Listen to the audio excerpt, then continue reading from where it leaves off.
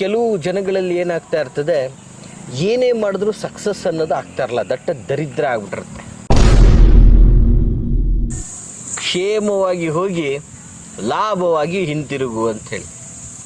ನೋಡಿ, ಇವತ್ತೊಂದು ದಿನ ಏನಾಗ್ತಾ ಇದೆ ಅಂದರೆ, ಮನುಷ್ಯ ಬೆಳಗ್ಗೆ ಎದ್ದ ತಕ್ಷಣ ಅವನಲ್ಲಿ ಒಂದು ಅದ್ಭುತವಾದ ತೇಜಸ್ಸು ಬರಬೇಕು. ಅದು ಹೇಗೆ?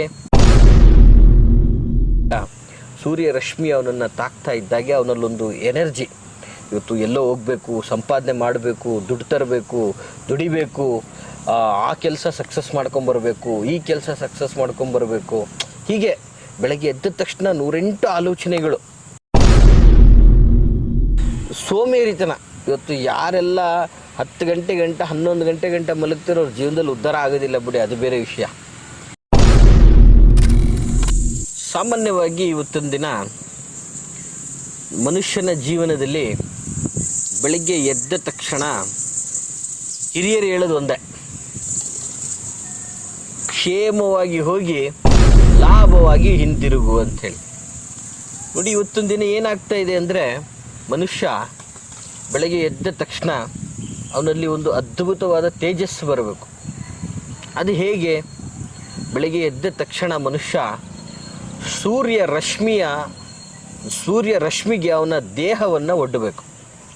ಆ ಸೂರ್ಯ ಉದಯ ಆಗ್ತಾ ಇದ್ದಾಗೆ ಮನುಷ್ಯನು ಸಹ ಎದ್ದು ತನ್ನ ಜೀವನ ನಿತ್ಯ ಕರ್ಮಗಳಿಗೆ ಸಾಗಲಿಕ್ಕೆ ಮುಂದಾದಾಗ, ಸೂರ್ಯ ರಶ್ಮಿ ಅವನನ್ನು ತಾಕ್ತಾ ಇದ್ದಾಗೆ ಅವನಲ್ಲೊಂದು ಎನರ್ಜಿ, ಇವತ್ತು ಎಲ್ಲೋ ಹೋಗಬೇಕು, ಸಂಪಾದನೆ ಮಾಡಬೇಕು, ದುಡ್ಡು ತರಬೇಕು, ದುಡಿಬೇಕು, ಆ ಕೆಲಸ ಸಕ್ಸಸ್ ಮಾಡ್ಕೊಂಬರ್ಬೇಕು, ಈ ಕೆಲಸ ಸಕ್ಸಸ್ ಮಾಡ್ಕೊಂಬರ್ಬೇಕು, ಹೀಗೆ ಬೆಳಗ್ಗೆ ಎದ್ದ ತಕ್ಷಣ 108 ಆಲೋಚನೆಗಳು.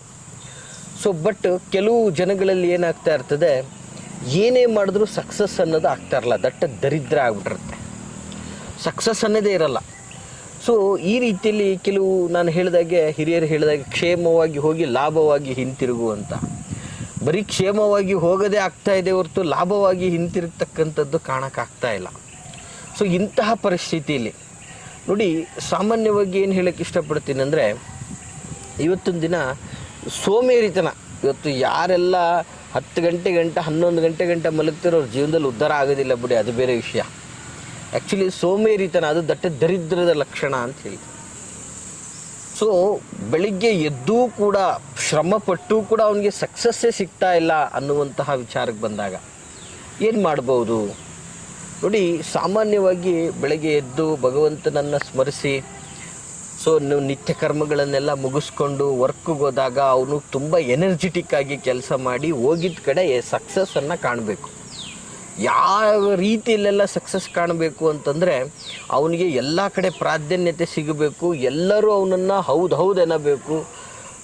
ಜೊತೆಗೆ ವಿಶೇಷವಾಗಿ ಏನಂದರೆ, ಧನ ಕನಕಗಳು ಭರಪೂರಕವಾಗಿ ಅವನಿಗೆ ಬರ್ತಾ ಹೋಗಬೇಕು. ಅಂದರೆ ಎಲ್ಲರಿಗೂ ಒಂದು ಆಸಕ್ತಿ ಅಲ್ವಾ ಅದು, ನಾನು ಸೆಂಟರ್ ಆಫ್ ಅಟ್ರಾಕ್ಷನ್ ಆಗಬೇಕು ಅನ್ನುವಂಥದ್ದು. ಇವತ್ತೆಲ್ಲ ಮಾಡೋದೇ ಅದಕ್ಕೋಸ್ಕರನೇ ಎಲ್ಲ ವಿಧದಲ್ಲೂ ಕೂಡ. ಬಟ್ ಆದರೆ ಅದು ಆಗ್ತಾ ಇಲ್ಲ, ನಾವು ಎಷ್ಟೇ ಪ್ರಯತ್ನ ಪಟ್ಟರೂ ಆಗ್ತಾ ಇಲ್ಲ ಅಂತ ಅಂದಾಗ ನೋಡಿ, ಈ ಒಂದು ತಂತ್ರಶಾಸ್ತ್ರದಲ್ಲಿ ಇದಕ್ಕೆ ಅಂತಲೇ ಒಂದು ವಿಭಿನ್ನವಾದಂತಹ ತಂತ್ರ ಇದೆ. ಯಜುರ್ವೇದದ ವಿಭಿನ್ನವಾದಂತಹ ಒಂದು ಅಧ್ಯಾಯದಲ್ಲಿ ಈ ಒಂದು ತಂತ್ರ ಉಲ್ಲೇಖ ಇದೆ. ಬಹಳ ಅದ್ಭುತವಾದಂತಹ ತಂತ್ರ ಆಗಿರ್ತದೆ ಇದು. ಸಾಮಾನ್ಯವಾಗಿ ನೀವು ದಿನನಿತ್ಯ ಉಪಯೋಗಿಸುವಂತಹ ಪದಾರ್ಥಗಳಿಂದನೇ ಮಾಡಿಕೊಳ್ಳುವಂಥದ್ದಾಗಿರ್ತದೆ. ನೋಡಿ, ಜಸ್ಟ್ ನಿಮ್ಮ ಮನೆಯಲ್ಲಿ ಈ ಒಂದು 3 ಪದಾರ್ಥಗಳಿದ್ದರೆ ಸಾಕು, ಖಂಡಿತವಾಗಿ ನೀವು ಇದನ್ನೆಲ್ಲ ಮಾಡ್ಕೋಬೋದಾಗಿರ್ತದೆ. ಏನಪ್ಪ ಅಂತಂದರೆ, ಒಂದು ಬಿಳಿ ಸಾಸಿವೆ, ಸ್ವಲ್ಪ ಕಲ್ಲುಪ್ಪು, ಜೊತೆಗೆ ಬಹಳ ಇಂಪಾರ್ಟೆಂಟ್ ಆಗಿ ಏನಪ್ಪ ಅಂತಂದರೆ ಸ್ವಲ್ಪ ಗರಿಕೆ. ನೋಡಿ, ಗರಿಕೆಯ ಮಹತ್ವ ಬಹಳ ದೊಡ್ಡದು, ನಿಮಗೆ ಗೊತ್ತೇ. ಸಹಜವಾಗಿ ಗಣೇಶನಿಗೆ ವಿಶೇಷವಾಗಿ ಪ್ರಿಯವಾದಂತಹದ್ದು. ನೋಡಿ, ಬಿಳಿ ಸಾಸಿವೆ ಸಾಮಾನ್ಯವಾಗಿ ನಿಮಗೆ ಗ್ರಂಥಿಗೆ ಅಂಗಡಿಗಳಲ್ಲೆಲ್ಲ ಸಿಗ್ತದೆ. ಇನ್ನು ಉಪ್ಪು ನೀವು ದಿನನಿತ್ಯ ಉಪಯೋಗಿಸುವಂತಹ ಪದಾರ್ಥ. ನೋಡಿ, ಇದರಲ್ಲೆಲ್ಲವೂ ಒಂದು ಪಾಸಿಟಿವ್ನೆಸ್ ಇರ್ತಕ್ಕಂಥದ್ದು.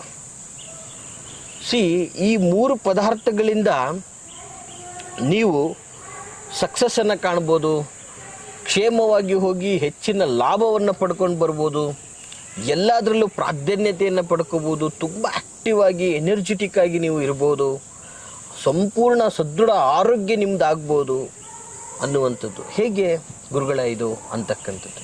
ಬಹಳ ಸುಲಭವಾದಂತಹ ತಂತ್ರ ವೀಕ್ಷಕರೇ, ದಯಮಾಡಿ ನೋಟ್ ಮಾಡ್ಕೊಳ್ಳಿ. ಈ ಒಂದು ತಂತ್ರದಿಂದ ಬಹಳ ಉಪಯೋಗ ಇದೆ ಮತ್ತು ತುಂಬ ಪವರ್ಫುಲ್ ಆದಂತಹ ತಂತ್ರ. ಇವತ್ತು ದಿನನಿತ್ಯ ಕಷ್ಟಪಟ್ಟರೂ ಕೂಡ ನಿಮಗೆ ಒಂದು ಎನರ್ಜಿ ಅಥವಾ ಒಂದು ಸಂತೋಷ, ಉಲ್ಲಾಸ, ಸಕ್ಸಸ್ ಸಿಗ್ತಾ ಇಲ್ಲ ಅಂತ ಕೊರಗ್ತಾ ಇರ್ತಕ್ಕಂಥವ್ರಂತೂ ತಪ್ಪದೇ ಇದನ್ನು ಫಾಲೋಅಪ್ ಮಾಡಿ. ಮಾಡಬೇಕಾಗಿರೋದು ಇಷ್ಟೇ, ನೀವು ಒಂದು ಬಿಳಿ ಕಾಗದ ಅಥವಾ ಬಿಳಿ ಬಟ್ಟೆ ಅಂತ ತಗೊಳ್ಳಿ.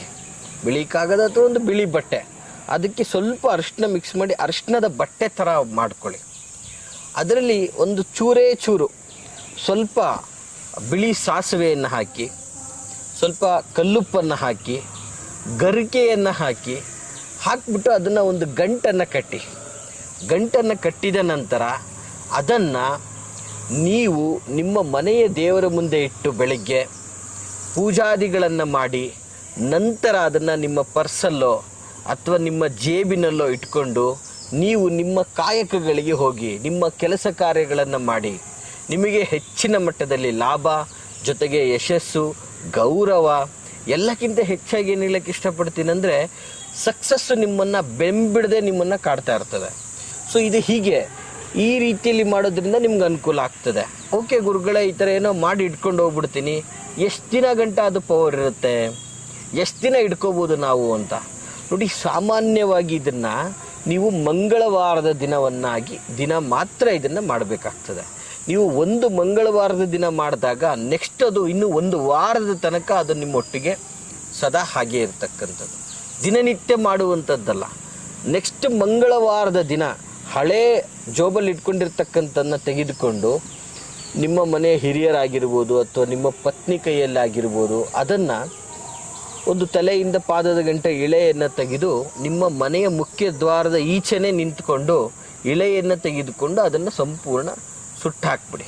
ಯಾವುದಾದ್ರೂ ಒಂದು ಮೂಲೆಯಲ್ಲಿ ಸುಟ್ಟಾಕಿ ನಂತರ ಮಂಗಳವಾರದ ಬೆಳಗ್ಗೆ ಮತ್ತೆ ಯಥಾ ಪ್ರಕಾರ ಇದೇ ರೀತಿಯಲ್ಲಿ ಮಾಡಿ ನಿಮ್ಮ ಜೋಬಲ್ಲಿ ಇಟ್ಕೊಂಡೋಗಿ.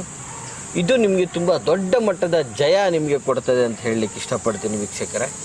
ಬಹಳ ಅದ್ಭುತವಾದಂತಹ ತಂತ್ರ.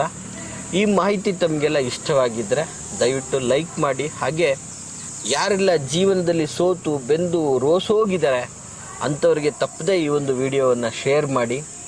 ಅದಲ್ಲದೆ ನಿಮ್ಮದು ಯಾವುದೇ ಥರದ ಗುಪ್ತ ವಿಚಾರಗಳನ್ನು ನಮ್ಮೊಟ್ಟಿಗೆ ಮಾತಾಡಬೇಕು ಅಂತಂದರೆ ವಿಡಿಯೋದಲ್ಲಿ ಕಾಣ್ತಾ ಇರತಕ್ಕಂತಹ ಸಂಖ್ಯೆಗೆ ಕರೆ ಮಾಡಿ ಅಂತ ಹೇಳ್ತಾ, ನಾವಿರುವಂತಹ ವಿಳಾಸ ಮೈಸೂರು ವಿಜಯನಗರ 2ನೇ ಹಂತ KD ಸರ್ಕಲಲ್ಲಿ ನಮ್ಮ ಕಚೇರಿ ಇರತಕ್ಕಂಥದ್ದು. ತಾವು ನೇರವಾಗಿಯೂ ಸಹ ಬಂದು ನಮ್ಮನ್ನು ಭೇಟಿಯಾಗ್ಬೋದು ಅಂತ ಹೇಳ್ತಾ ಎಲ್ರಿಗೂ ಶುಭವಾಗಲಿ. ನಮಸ್ಕಾರ.